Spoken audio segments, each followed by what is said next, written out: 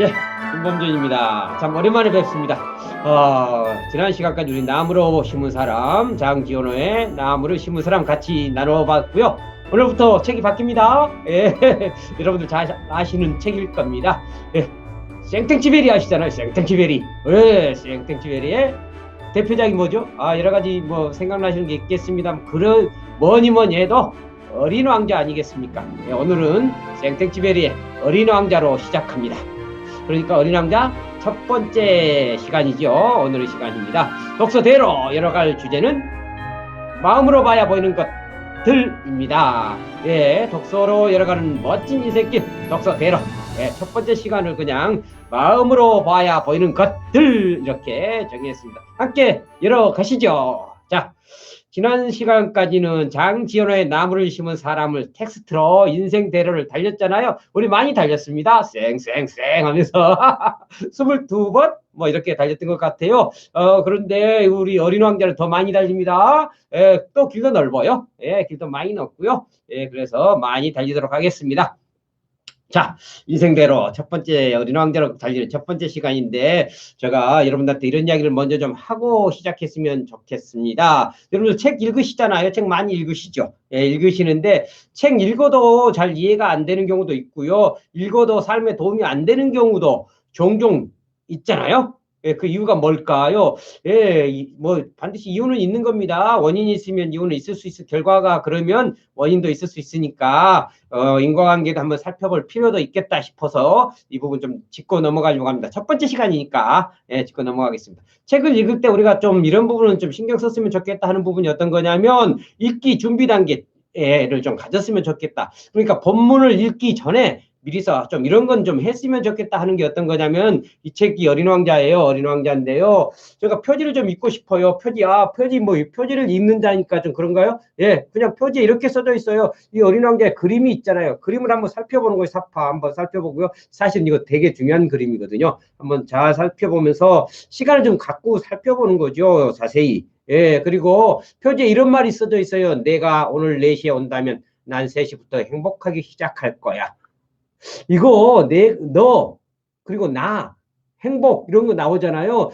이 책 속에는 주로 그런 것들이 나오는 책인가 보다 하는 느낌 좀 있잖아요. 너 그렇구나. 나 그렇구나. 그리고 너와 나 사이 관계 속에서 만드는 행복 뭐 이런 이야기들이 주로 들어있지 않을까. 우리 좀 예측 가능하지 않나요? 예, 이렇게 예측하면서 읽으면 어떤 거가 되냐면 내용 이해하는데 많은 도움이 됩니다. 많은 도움이 됩니다. 물론 출판사를 여러분들이 아신다면 소담 출판사는 이런 출판사, 이건 제가 소담 출판사에서 나온 책을 읽고 있어요. 이런 것들도 좀 알 수 있고요. 그다음에 앞에 표지들도 생땡지벨에 대해서는 여기 작가 연보가 나와요. 이런 부분 놓치지 말고 좀 읽어보시고 책 본문으로 들어가면 좋아요.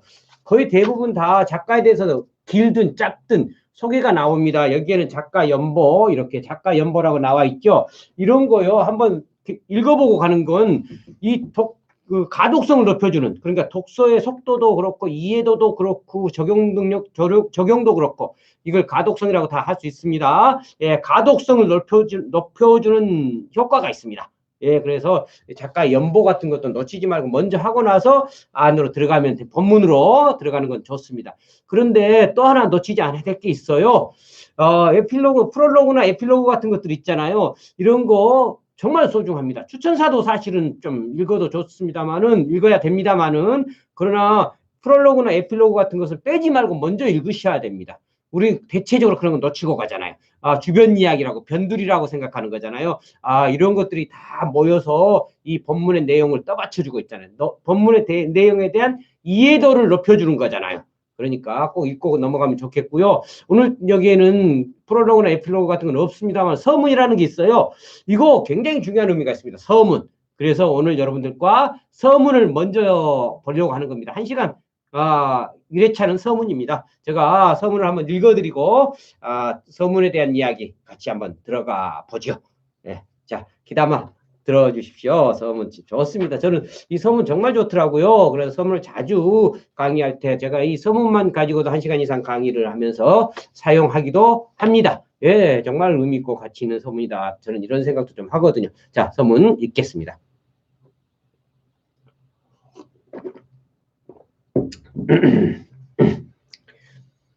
레옹 베르트에게 내가 이 책을 어른에게 바치는 것에 대해 혹시 이 책을 읽게 될지도 모를 어린이들에게 용서를 구한다.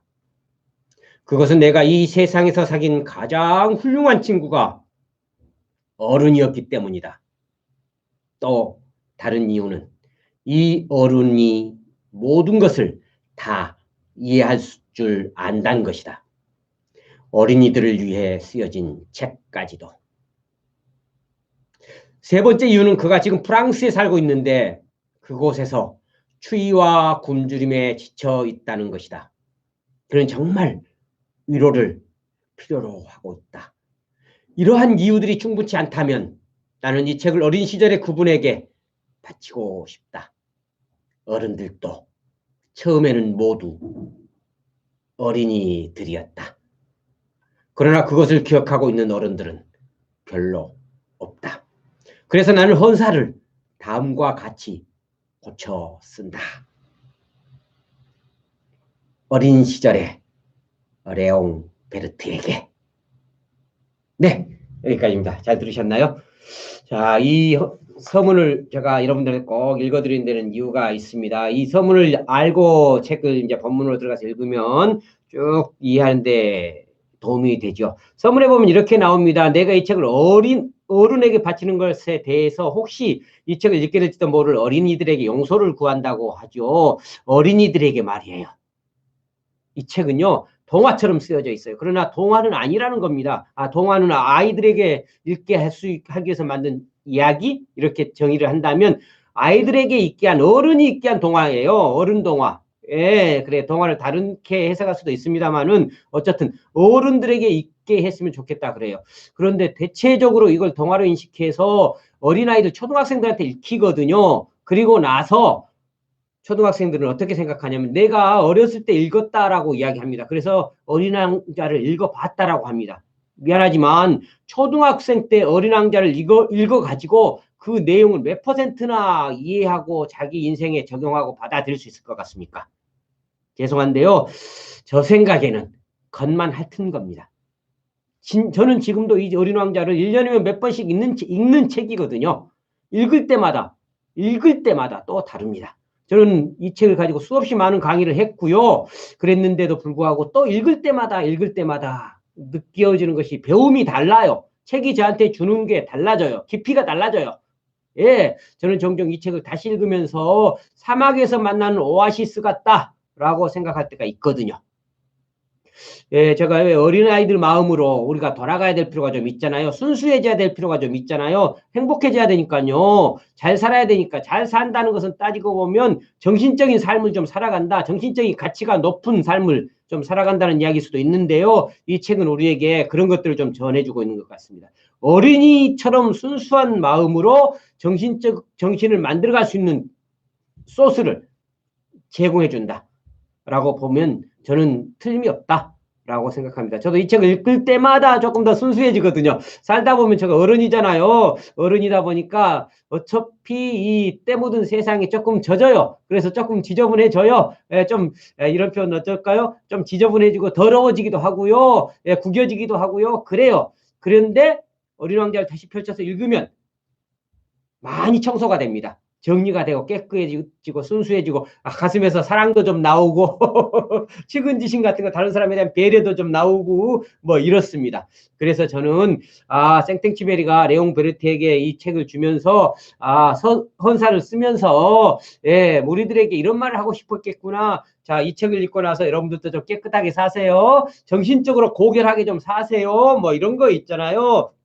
정말 중요한 것은 정신이니까 물질이 아니라 돈이 아니라 돈 중요하지요. 중요합니다. 그러나 그보다 더 중요한 것은 돈 말고 돈을 생산하고 돈을 필요로 하게 하는 이 정신이니까 이 돈을 사용하는 정신이니까 그렇게 우리한테 그렇게 좀 정신적으로 고결한 소위 말하면 질 높은 좀 삶을 좀 사십시오라고 하면서 이 책을 주지 않았을까? 쓰지 않았을까? 서문을 쓰지 않았을까? 하는 생각을 좀 해보거든요. 그래서 그렇습니다. 그리고 이 책에 보니까 이런 거 나오잖아요. 그것은 내가 이 세상에서 사귄 가장 훌륭한 친구가 어른이기 때문이다라고 이야기하잖아요. 이거 어른들한테 던져주는 상당히 큰 메시지를 가지고 있죠. 이 책을 어른들이 좀 읽어줬으면 좋겠다. 이런 이야기인 것 같습니다. 그리고 그 어른들의 삶이 아름다웠으면 좋겠다. 이거요. 또 다른 이유는 이 어른이 모든 것을 다 이해할 줄 안다는 것이다 라고 합니다. 이 책은 속에 들어있는 게 많거든요. 겉에 나와 있는 것보다 속에 들어있는 게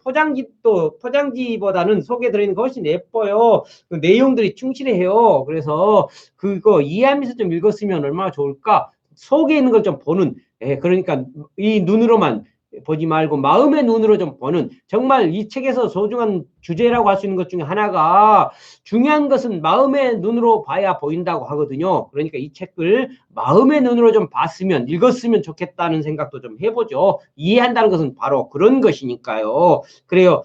자, 여기서 이런 이야기 좀 나오는데, 우리 시대적 배경이 좀 나오거든요. 어린이들을 위해서 쓰여진 책까지도 이 책 우리가 어른들이 좀 이해했으면 좋겠다라고, 이해할 수 있다. 레옹 베르트는. 그러니까 그 사람한테 준다. 그러니까 이 책은 그랬으면 좋겠다. 어린이들의 순수한 마음까지도 좀 이해할 수 있는 어른들이 읽었으면 좋겠다. 뭐 이런 이야기. 자, 그 다음에 세 번째 이유는 그가 프랑스에 살고 있는데 그가 추위와 굶주림에 지쳤다는 것이다. 그는 정말로 위로를 필요로 하고 있다. 시대적 배경 제가 조금만 이야기하고 가겠습니다. 앞으로도 계속 나올 테니까요. 자, 1939년에 쓰기 시작해서 1943년에 출판된 책이잖아요. 그러면 1939년과 1943년 사이에 있었던 일들이 어떤 일인가요? 세계 제2차 대전입니다. 예, 그 당시에 독일이 프랑스를 점령하고 있었잖아요. 점령해서 나치 치하의 파리가, 프랑스가 있었습니다. 그곳에 지금 누가 있냐면 레옹 베르트가 있습니다. 레옹 베르트는 프랑스 파리에 있고요. 그러면 생텍쥐베리는 어디 있냐고요? 미국에 있습니다. 1939년에 미국으로 망명을 가잖아요. 가서 미국은 자유로운 나라잖아요. 예, 그곳에 자유롭게 자유를 누리며 있습니다. 프랑스 파리는요, 예, 지금 억압받고 있는 그 독일 나치의 치하에 있어서 자유가 없는 곳이잖아요. 그래서 그가 정말 추위에 떨고 있다. 예, 몸도 추울 겁니다. 먹을 것도 좀 부족하고. 그러나 특별히 정신은 어떨까요? 정신은 하고 싶은 것을 마음대로 할 수 없는 상황이기 때문에 많이 추운 곳입니다. 정신이 추운 거잖아요. 예, 이런 곳에 있다. 그래서 그 사람은 위로를 받아야 된다. 그런데 위로를 받는다는 것은 어떻게 보면, 예, 몸이 필요한 것들을 충족시켜주는 것도, 구호를 해주는 것도 좋지만 정신이 희망을 가질 수 있으면 더 좋잖아요. 위로 중에서 최상의 위로는 뭘까요? 저는 그렇게 생각해요. 사람마다 다를 수 있습니다. 위로 중에서 최상의 위로가 뭔가, 가장 좋은 위로가 뭔가 사람마다 다를 수는 있지만 제가 생각할 때 최상의 위로는 정신적 위로입니다. 희망을 가질 수 있는 것, 비전을 가질 수 있는 것, 이런 겁니다. 같이 정신적인 이야기를 나누면서 그가 희망을 갖고 비전을 가지고, 맞아, 나 살만한 힘이 생겼어, 살 가치가 생겼어, 막 이러는 거 있잖아요. 살아야 되겠어, 삶의 의지가 막 솟아나고요, 할 수 있는 것, 이거요. 눈에 보이지 않는 정신적인 힘, 요거 말이죠. 요걸 주고 싶었던 거 아닌가 하는 생각이 듭니다. 생텍쥐베리는 그렇죠. 죽음을 경험해 본 사람이잖아요. 죽음을 수도 없이 경험해 본 사람이에요. 혼자서 어려운 사막에 추락도 해보고요. 예, 혼자서 비행기를 타고 우편 배낭을 계단 싣고, 예, 비행기를 타고, 예, 그렇게 남미까지 왔다 갔다 했고, 리우데 자네이로까지도 왔다 갔다 하고 막 했던, 혼자서 그 밤하늘을 날아다닌다는 거 지금하고는 좀 다르잖아요. 예, 지금은 기계들이 있어서, 전자장치가 다 있어서 항로를 잘 알 수 있습니다만, 그때는 그렇지 못해서 항로를 개척한, 하늘길을 개척하기 위해서 이렇게 날아보기도 한 사람이고 하니까 참 얼마나 많은 외로움을 느끼면서 살았을까요? 그런 그가 나 말고 너가 필요하다. 그러니까 친구가 필요하다. 그래서 우리가 필요하다. 뭐 이런 개념들이 이 속에 조금 들어있거든요. 이 책을 읽다 보면 도도하게 흐르는 그런 게 들어있거든요. 공동체에 대한 이야기라든가 이런 게 좀 들어있어요. 그런데 외로울 때 말이죠. 가장 중요한 것은 위로입니다. 정신적 위로입니다. 그 이야기, 레옹 베르트에게 정신적 위로가 있었으면 좋겠다. 이 책을 읽고 레옹 베르트가 희망을 좀 가졌으면 좋겠다, 사랑을 좀 가졌으면 좋겠다, 뭐 이런 거 아닐까요? 눈에 보이지 않는 거지만 그런 것을 볼 수 있었으면 좋겠다, 뭐 이런 이야기인지도 모르겠습니다. 자, 그분에게 바치고 싶은데 그 레옹 베르트의 나이 차이가 몇인지로 아세요? 22살이나 차이가 나요. 레옹 베르트하고 생땡치베리는 22살 차이가 납니다. 레옹 베르트가 22살 위에요, 위.